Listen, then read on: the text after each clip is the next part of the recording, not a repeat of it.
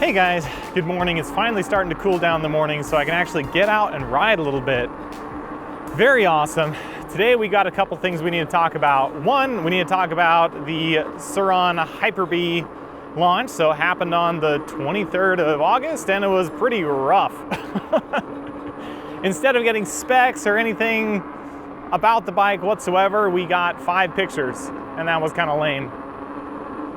So 5 whole pictures of the Surron Hyper-B. It turns out Reddit was right. It was a kid's bike. Looks like a kid's bike anyway from the pictures. Like there's one where it's on a stand and looks like it has like 12 or 14, maybe 16-inch wheels. I don't know, I can't really tell, but something like that. I mean, it is what it is. I was hoping for something in between the Light B and a Hyper-B, or not the Hyper-B, but the Ultra B. Thought that would have been cool, but that was not what we got whatsoever. Very sandy.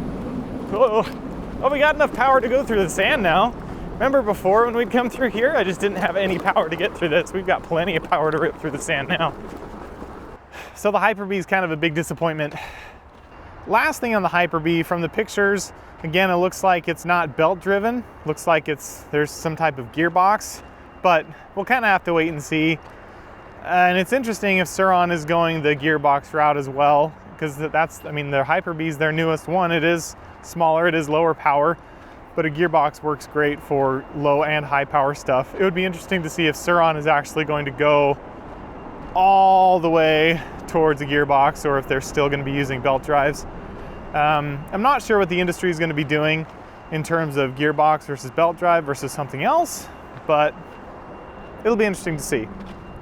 So the second piece of news, kind of separate from the Hyper-B, is the Talaria is coming out with a new MX5, or so says a random post on Reddit.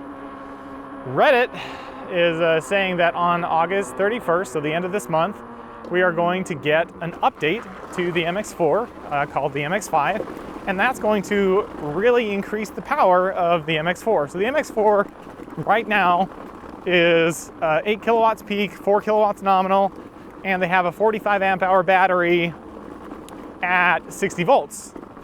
And that's great because that gives us 2,700 watt hours worth of battery, which is pretty good in this type of bike. The rumor for the MX5 is that we're going to get a 72 volt Talaria, which would be amazing. So not only does it go up to 72 volts, and the battery is rumored to be a 40 amp hour 72 volt battery, which is actually bigger than the 45 amp hour 60 volts, because volts times amps equals watt hours. So instead of 2,700 watt hours, we'd have 2,880 watt hours. So more capacity available to us, even though it's a lower amp hour because the voltage is higher. Pretty cool. So not only would they be upgrading the voltage and the battery, but they would also be upgrading the controller, because they want to pull 13 kilowatts out of this new Talaria. So that would be more than the eRide Pro SS, which would be the direct competitor. So right now the eRide Pro SS pulling 12 kilowatts at $4,900 is going to be quite a bit more competitive than the 4,200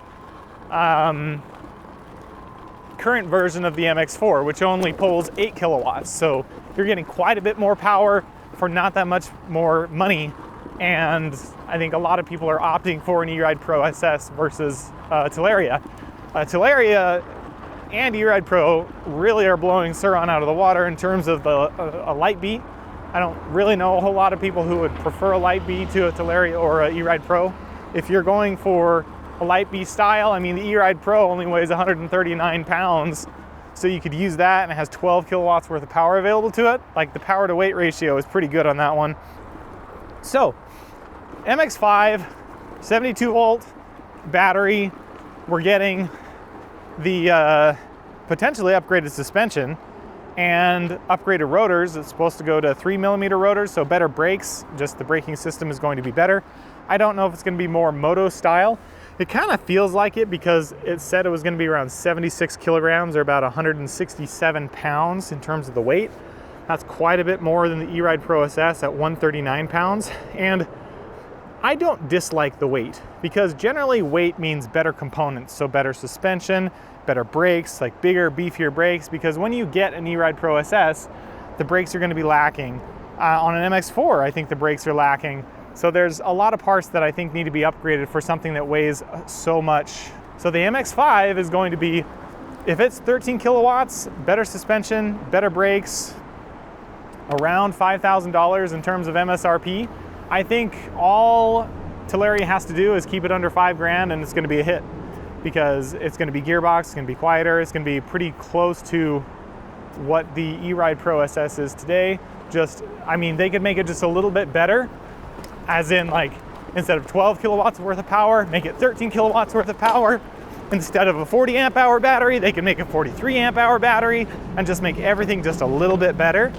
And if they did that, then they would have a winner on their hands. So I'm excited to see how it's going to play out in just a few days. So I'm not going to do a whole lot of speculation, because this is going to be, I mean, it's coming out like this weekend, potentially.